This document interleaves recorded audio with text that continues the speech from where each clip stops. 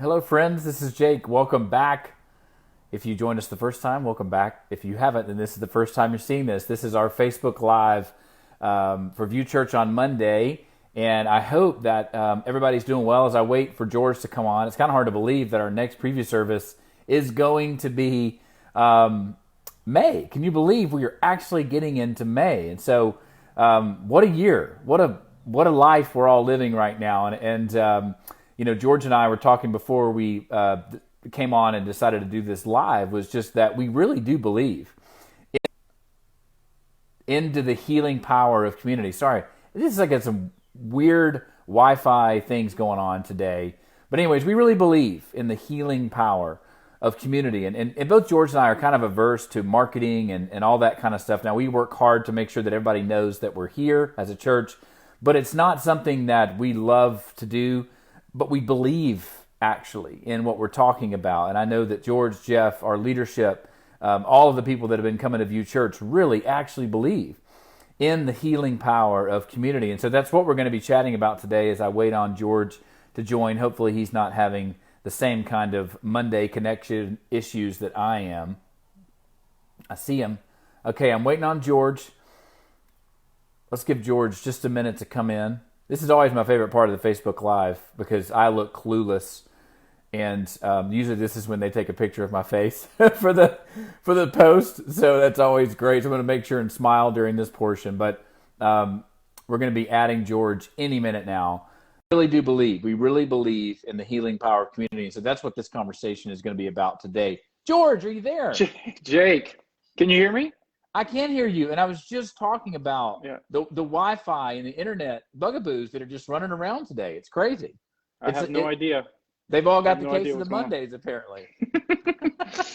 Well, it's we're good here to now. see you. We're here. We did you. it. I was just explaining to everybody that we're talking about the healing power of community and how neither one of us really like a lot of marketing stuff, a lot of promotion, but we really want to make sure that anything we actually believe in, that we get on here and talk about. So whether they listen to the podcast, whether they show up on Sunday, whatever that is for them, that we actually believe in the healing power of community. And that's why we come on here and do these Facebook Lives. Real quick, George, if so anybody that's where they watch this live now or they watch it later, we have a preview service coming up at 9 and 10:30 this Sunday, correct? Exactly. I'm going to be there. You're going to be there. I'm going to be there. We're going to have some people there, but hopefully people that are listening right now, they'll want to come join us too. Yes, and so that's at 9 and 10:30 Ford Eye Center. If you've never been, you will need to sign a waiver, but it won't take more than about 4 hours. After the 4 hours, you will be, no, I'm kidding. It doesn't take long. But if you've already signed the waiver, then you're good to go. So we would love to have you Sunday. And this conversation is really specifically aimed at the healing power of community.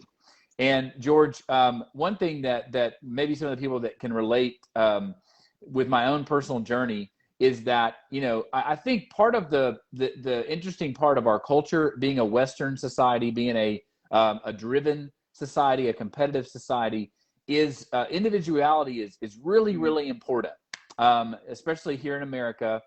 And there's nothing wrong with that.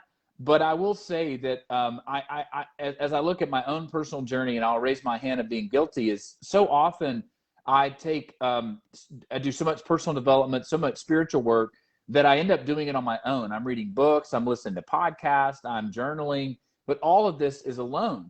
And I feel like the more that our culture continues to move forward, I do wonder if we're missing out on some of the value and the power of community. Most of us leave our families. We move away from our families, we move away from our friends to go start a life for ourselves. And again, there's nothing wrong with that, but there is something about this community. And I just want to say that I had a neighbor that I lived across the street from me, and he was from Bosnia, and he was telling me that he noticed that we didn't have family in town, and he said, I don't know how you do it. He's like, my grandparents are with my kids almost every day. And I was like, well, that's really fascinating. He said, but that's how they learn about our traditions. That's how they learn about where we come from and everything else. And that's important. That's just something that has always been that, yes, they may have moved to the States and he may have a new career, but that's really important to them, that they continue that community.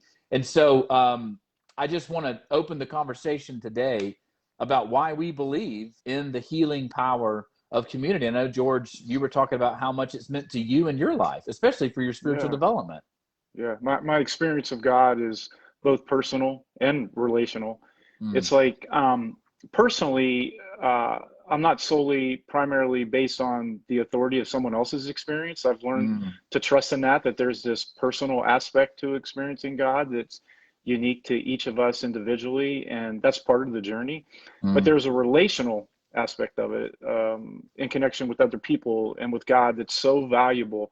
And so much of my experience of God has happened in community. mm. Everything from sports, being in community with coaches and players, and Yeah. parents having community, going to their sporting events or activities of their kids, to gathering every week in a place where, yes, people sing, they pray, they Mm, read these ancient scriptures. God has been so beautifully present in that, and I just can't imagine my experience of God apart from both that, both the relational aspect of experiencing God in community with other people, but also just personally. And so here's a way to think about it. God is that which we discover in the act and experience of love itself. mm, mm, So the way I understand it is that, how do I experience love? mm. Yes, there's this divine, mystical, beautiful experience of times just feeling loved by a divine being. But more often than not, about 80% of my life, I would say, I've experienced God's love through others. Mm, And so, that's been so integral. And most often it's been within community. It's been mm. in places where people have seen me at my best and my worst and still yet loved me and forgiven me. And it's taught me how to share that back in return. Mm, And so there is this aspect of our experience with God that is not entirely individualistic. mm. It is best when it can be experienced in community. And like I said, a large part of my journey, um, you know, I would have to attribute to experiencing that in community with others. Yeah, So and I very, think that very valuable. absolutely, there's a psychological term called normalization, and I Mhm. experienced that. I led a small group of young families, so like people that had just had children, and I never forget. Like I'd spent, and I know George, you were with me when I was doing this, and I was spending all week thinking of the greatest content, the greatest thing to talk about ever. I was like, this is going to be amazing, mind blowing. Well, we get there, and like I'm super excited about it, and I start talking about it, and it just kind of falls flat. I was just kind of like, man, this isn't doing what I thought it was going to do. And so I was like, I put the notes down. And I said, well, let me just tell you, what my week has been like, right? And so I just dumped. I was like, my daughters are killing me. I don't feel like they love me anymore. All they do is back talk. And the room erupted with like everybody around the room was finally like, it was like air entered the room, and we were all able to just complain a minute as parents to say, this is hard, and I'm not going to feel shame about this. And I'll never forget the feeling of energy that just took off in that room. And Mm, and I left, and I was just like, oh my gosh, I was so wrong to think that they needed anything other than just to know that normalizing effect, that you're not alone. Your problems may be personal, but they're not unique. We are all yeah. part of this human condition. And I remember thinking, like, every time we would have our small group, I was like, okay, like don't overplan, just Mhm. create space for community. And I think that, something you mentioned earlier, George, that I want to hit on is that community, a lot of times, if it's forced, Yeah. if you're trying to create community, you almost kind of suck the life out of it, versus your thought is and belief is that community is discovered. Can you talk a little bit Yeah. about that? Yeah. Yeah. I think, we overpromise community. Mm, And we promise it to people without having done the work to deepen relationally. And so mm, for me, it's always the invitation that community is possible, but it's mm, something that we discover when we're all willing to do the work of it. Think about community. Just think about, you could break that word down. It's the word common. So the creation mm, story begins with, we're all created in God's image. And so we mm, have this common bond, as image bearers of the God who made us. And so, The invitation is this: let's start there. Let's start that every single one of us, no matter what we've been through up to this experience in life, that we all, at the deepest part of us, were bearing this image of the God who made us. And so community is being invited to explore that together, to inspire that in each other in ways that help us live it out, because that's ultimately what this life is about. It's about being human, finding joy in life in the way that God made us. So it's not about going to some place after we die, heaven. But Jesus seems to be, most compelled by the idea of how do we bring heaven to earth? And so community is so central to that. And here's the way I think we engage it. We engage it by what's possible. What might we discover when we open our hearts, with fellow brothers and sisters and friends, and we all discover a little more clearly the image that we're made in, and then how we share that with each other, how we encourage each other in it. I think it makes all the difference in what we experience in life. I couldn't agree more. And I think that, it's kind of going back to that Western culture. We pride ourselves on being individuals. We pride ourselves on go it alone, man. You can, carry the burden yourself. And again, there is a dark side to that, where many of us, we keep areas of our lives hidden. We keep parts of our struggles hidden just to kind of maintain that image that, I've got it going on. I'm busy. Life, I'm just killing it. I'm crushing it. All those words. And yet deep within, there's this yearning to be known. And I want to talk about, the last thing I want to talk about is that there's a group, a ministry here in Nashville called Restore Small Groups. And I know that, George, you've been involved with them for a long time, and I know them very well. And these people also have seen and witnessed the healing power of community. And one of the things that Scott Reel, the founder, and Sarah, the executive, they always talk about the fact that we just want to be known, and to be known, and to be known fully. And that doesn't mean you come in and you dump on everybody about everything that's going on. But what it means is that there's some space where you feel like you're known, and that you're safe to be who you are without having to bring all of that, the mask with you, the performance with you. You can just be where you are. And Jeff and I, and Jeff and I, me, you, and Jeff sat down and recorded a podcast with them. Yeah. And it was an amazing experience that I'll put the link on the bottom here, because I would love for you to listen along to hear what people who have been doing this for a long time see. They actually see it and witness it, the change and the healing that occurs, massive healing through community. Yeah, they've taught me so much, and have restored my hope that the church can be a place of healing community again. And I really credit Scott and Sarah and the Restore team for helping me understand that. And it's like you engage in these groups, in these places of community where we're vulnerable, and it all starts with self-love. It starts with, if you can't respect yourself, you can't respect others. If you can't love, if you can't love yourself, it's going to be hard to love others. So that's one of the things that these groups teach us. It begins with, where do you need to be more vulnerable? Where do you need God's touch of healing love in your life?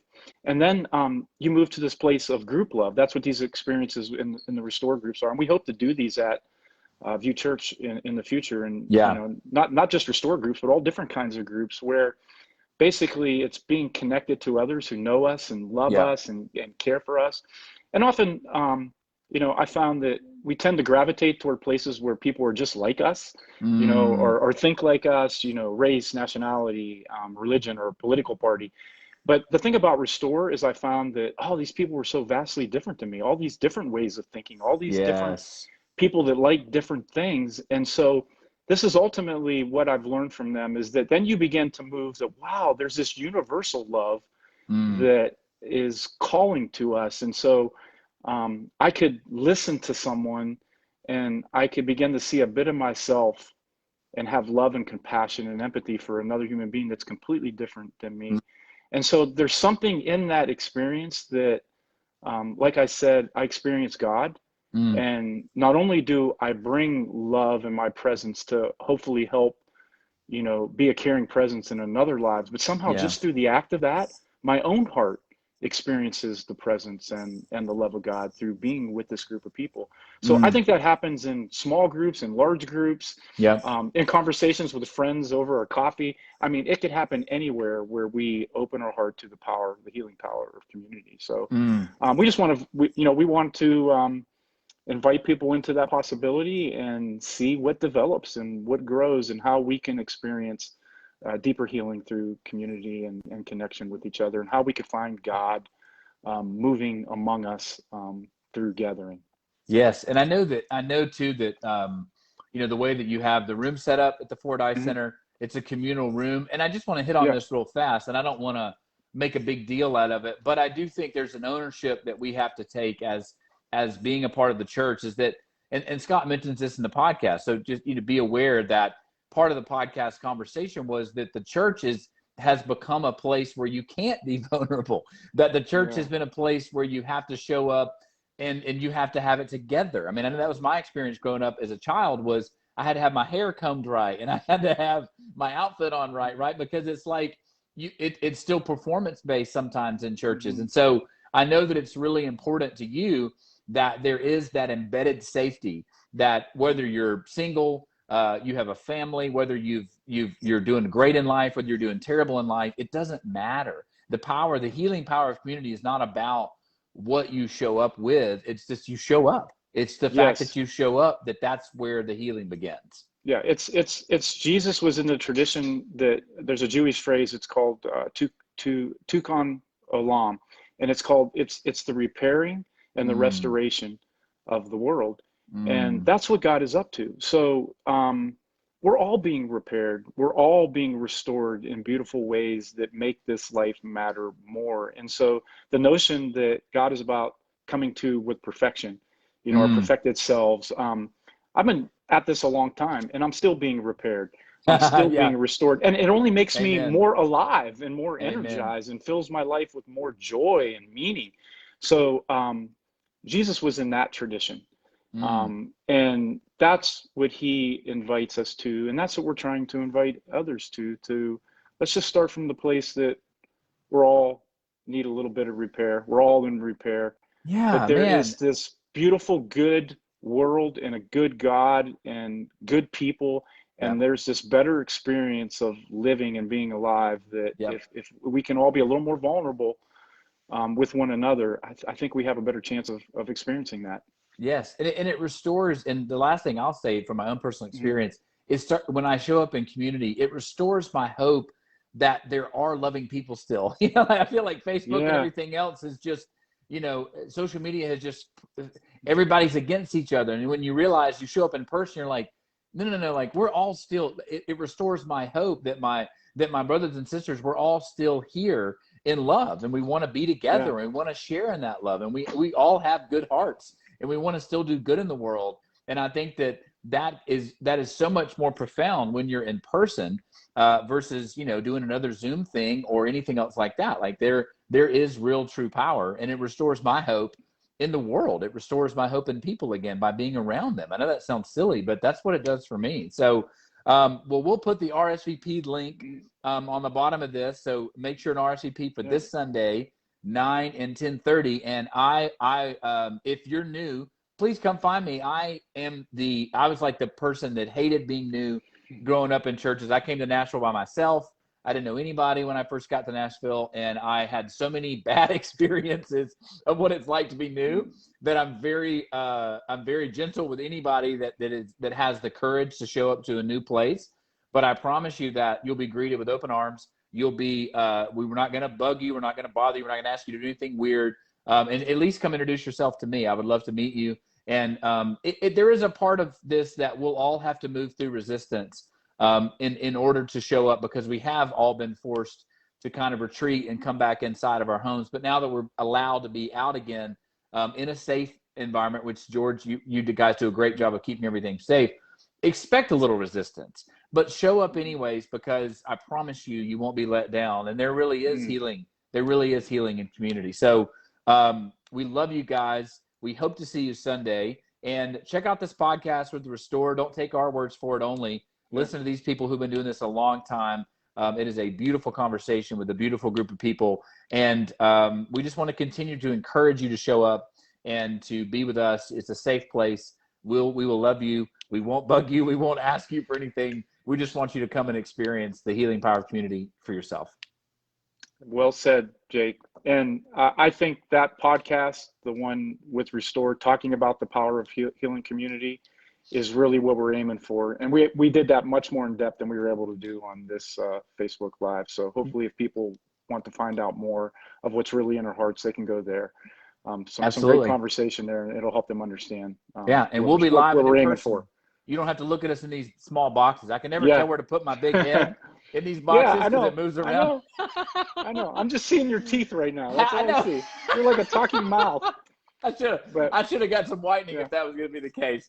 Well, we love you all. We hope that, and also if you're not on our email list, that's something that we do. That's an easy thing. Just shoot us a private message. We'll be happy to add you. We send out emails. But RSVP, take a chance if you haven't been there. If you have been there, invite a friend and absolutely let them experience it too. Well, we love you all. We will see you live. We'll be out of these boxes and into real life on Sunday as we do our services, and we just couldn't be any more excited to get there. So we love you all, and we will talk to you soon. Take care. Hope to see you. Love. Bye. Bye, guys.